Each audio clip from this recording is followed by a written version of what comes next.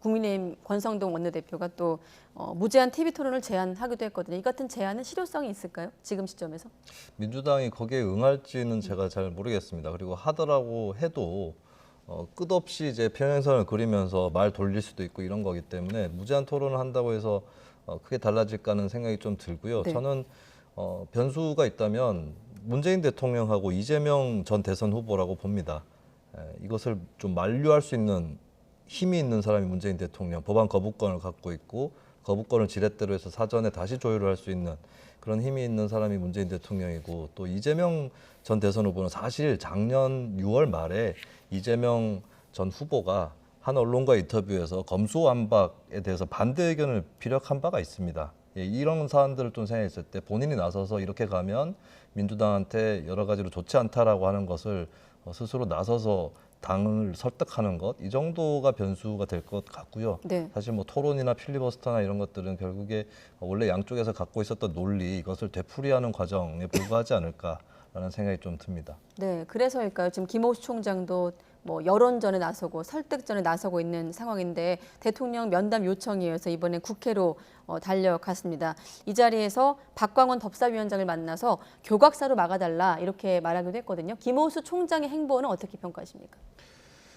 참 이 검찰이 이 의견을 전달할 수 있는 경로나 방식이라는 거는 여러 가지가 있을 수가 있겠는데, 이렇게 이제 이 조직적으로 반발한다라는 평가를 받을 만한 그런 행보를 하는 거에 대해서는 상당히 좀 이것도 사태를 뭐 해결하거나 뭐 이렇게 좀 뭔가 해결책을 찾아가는 그런 방식이라기보다는 갈등을 오히려 키울 수 있는 행보가 아닌가 싶어가지고 안타까운 부분이 있습니다. 다만 이제 검찰총장이 뭐 이렇게 뭐 국회에 가가지고 설득을 한다든지 의견을 제시하는 거는 뭐 있을 수 있다고 생각을 해요. 근데 네. 제가 정말 문제라고 생각하는 거는 이 검찰총장의 행보는 행보대로 뭐 평가할 부분이겠지만, 지금 검찰 내에 있는 예를 들면은 무슨 뭐 통영지청장이라든지 뭐 어디 지검장 이런 분들이 뭐 사표도 내고 뭐 여러 가지 일들이 있는데, 네. 이런 하나하나의 이 검사 개개인의 어떤 행보라든가 주장이라든가 발언이라든가 결정, 이런 것들이 결국은 조직적 반발, 이런 어떤 그 해석으로밖에 될 수가 없는 상황이 아니겠습니까? 그렇게 되면 사실 이 검수완박이라는 문제가, 저는 이게 성급하게 추진되고 있고 민주당이 너무 졸속적으로 추진하고 있고 현장에 주는 부담이 상당할 것이다라고 보고 있어서 네. 지금 처리할 문제 아니라고 생각하지만, 검찰은 이렇게 조직적으로 반발한다라는 이 평가를 자초할 수밖에 없는 그러한 행위들을 하고, 윤석열 당선인은 또 거기에 대해서 누군가는 어쨌든 이 갈등 국면에서 김을 빼주면서 설득할 수 있는 공간을 열어야 되는 건데, 오히려 윤석열 당선인은 또 여기에 대해서 한동훈 후보자를 이렇게 지명을 해가지고 더더욱 서로 물러날 수 없는 폭주 기관차를 만들어서, 그러니까 민주당 입장에서 보면은 윤석열 당선인도 그러고 검찰도 이렇게 나오는데 검수완박에 대해서 누가 무슨 얘기를 하든 물러서겠습니까? 네. 물러서지 않을 거예요. 문재인 대통령 입장에서 얼마나 부담이 크겠습니까? 앞서 김수민 평론가님이 거부권 행사나 이런 것의 가능성을 이제 얘기를 하셨는데, 문재인 대통령 입장에서는 양쪽에서 샌드위치인 거잖아요.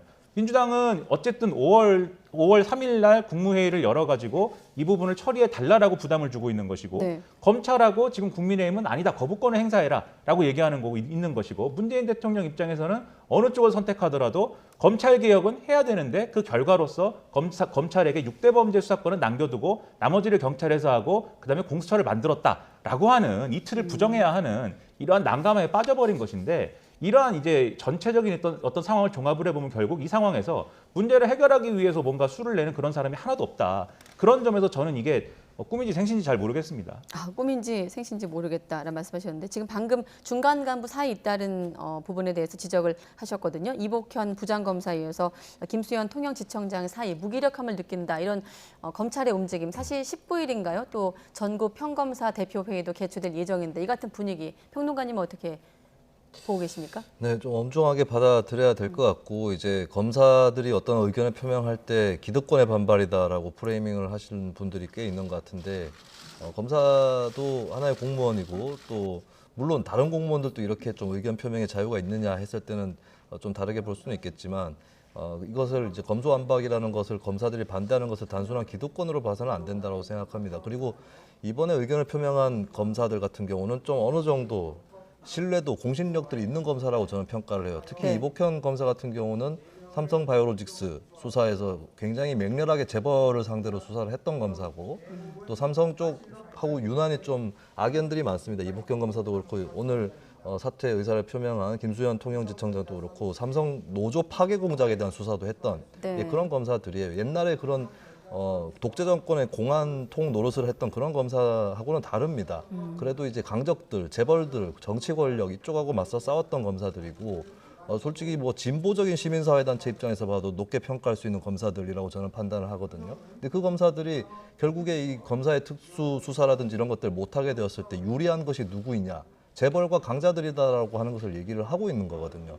이런 부분들에 대해서는 좀 깊게 받아들여야 된다라고 하는 것이고 사실 또 이 검사들이 묘하게도 윤석열 당선인이나 한동훈 후보자에 대해서도 뭐 일종의 좀 촉구하는 것이 있었습니다. 그러니까 이복현 검사 같은 경우도 문재인 대통령뿐만 아니라 윤석열 당선인 또 입장을 표명해야 되고 네. 그리고 한 가지 더해서 상대방 쪽에서 납득할 수 있는 그런 공론장을 열어야 된다라는 것을 이복현 검사가 사실 검사 선배죠. 윤석열 당선인한테도 촉구를 했어요. 그리고 오늘 사퇴를 한 김수현 지청장 같은 경우도 한동훈 후보자에게 제발 탕평 인사를 해달라. 법무부 장관이 검찰 인사권을 갖고 있기 때문에 한쪽으로 쏠리는 일이 벌어져서 또다시 검찰 조직 안에서 그런 라인이 그어지고 갈라져서는 안 된다라고 하는 그런 굉장히 국민들 입장에서 봐도 굉장히 바람직하고 원칙적인 그런 입장들을 피력하면서 검찰을 떠나가고 있단 말이죠. 네. 이런 것들을 좀 가볍게 여겨서는 안 된다라고 하는 거 좀 말씀을 드리겠습니다. 네, 시간이 다 됐지만 요 얘기까지만 하고 마무리 짓겠습니다. 앞서 평론가님이 묘수라는 표현하셨는데, 자 어떻게 보면 지금 국회 안에서 필리버스터 열쇠로 쥐고 있는 정의당의 존재감이 좀 최근에 부각되고 있는데 이런 제안을 했거든요. 보여주시죠.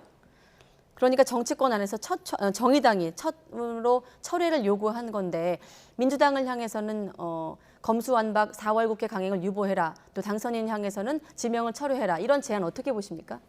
저는 원론적으로 저 이제 입장이 가장 합리적인 입장이라고는 생각을 합니다. 네. 그런데 정의당이 민주당하고 가까웠을 때는 저런 이제 원론적인 입장이나 이런 것들이 힘을 실제로 가질 수가 있었습니다. 근데 지금 민주당하고 멀어진 상황 아니겠습니까? 그랬더니 저것은 이제 어쨌든 원론적으로 맞는 입장이다라고 할지라도 현실적으로 힘을 가지기 어려울 거라고 보고요. 저 두 가지 입장, 윤석열 당선인이 한동훈 후보자를 지명 철회할 것이냐, 저는 그럴 일 없다고 생각하고요. 또 민주당의 검수완박에 대해서 4월 국회 강행을 유보할 것이냐, 전혀 그럴 일이 없다고 생각해서 네. 좀 허무한 결론으로 다 치닫는 그러한 입장 표명이 될 수밖에 없는 상황이 됐다. 저는 그렇게 생각이 좀 들었습니다. 네, 정치 역학이나 국회 의석 구조에서 정의당이 무엇을 얘기한다고 해서 그것으로 결정될 가능성이 굉장히 낮죠. 지난 국회에서는 캐스팅 보트를 어느 정도 치고 있었지만, 근데 이제 정의당 입장에서는 원칙을 얘기하는 것, 여기서 다시 출발을 할 수밖에 없다고 판단을 했을 것이고, 그리고 정의당이 추구하고 있는 선거제도 개혁 이런 부분들이 용두사미가 또다시 되어버린 상황이기 때문에 지난번에 패스트트랙 때의 악몽이라든지 이런 것들을 돌아봤을 때 친민주당 행보를 할 가능성은 상당히 낮다라고 보여집니다. 네, 아까 여 대표가 열쇠를 들고 있었는데 정말 열쇠가 될지 어떨지 한번 추이를 지켜보겠습니다. 김민아 시사평론가, 김수민 시사평론가 두 분과 함께했습니다. 고맙습니다.